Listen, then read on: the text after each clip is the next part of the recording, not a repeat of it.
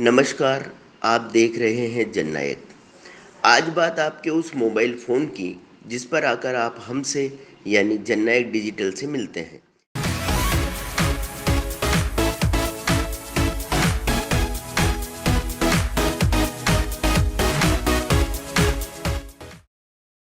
केंद्र सरकार देश में डिजिटल मार्केट में चीनी कंपनियों के दबदबे को खत्म करने की तैयारी कर रही है।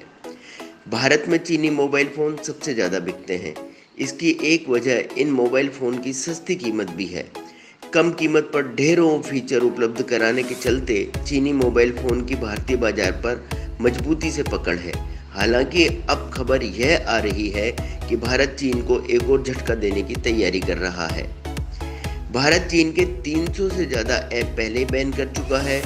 अब कुछ फ़ोन भारत में बैन हो सकते हैं।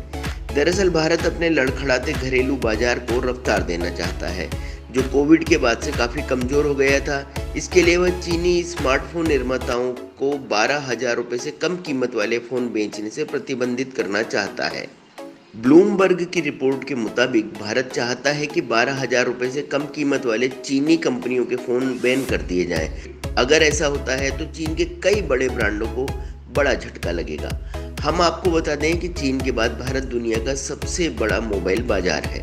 मोबाइल फ़ोन के धंधे में जानकार लोगों का मानना है कि 12,000 से कम कीमत के चीनी फ़ोन को बैन करने का उद्देश्य भारतीय फ़ोन बाजार के निचले हिस्से में चीनी दिग्गजों को बाहर निकालना है। भारतीय मोबाइल मार्केट के निचले हिस्से पर कुछ चीनी ब्रांडों की पकड़ है, यानी 2022 की दूसरी तिमाही में भारत में जितने फ़ोन बिके हैं उसमें से एक तिहाई फ़ोन 12,000 रुपये से कम कीमत के थे, यानी इनमें भी 80% चीनी कंपनियों के फ़ोन थे। भारत में एंट्री लेवल मार्केट में अगर चीनी मोबाइल फ़ोन पर बैन लगता है तो अनेक चीनी ब्रांडों को तगड़ा झटका लगेगा। इन चीनी ब्रांडों ने हाल के वर्षों में अपनी ग्रोथ को बनाए रखने के लिए भारत पर तेजी से भरोसा किया है।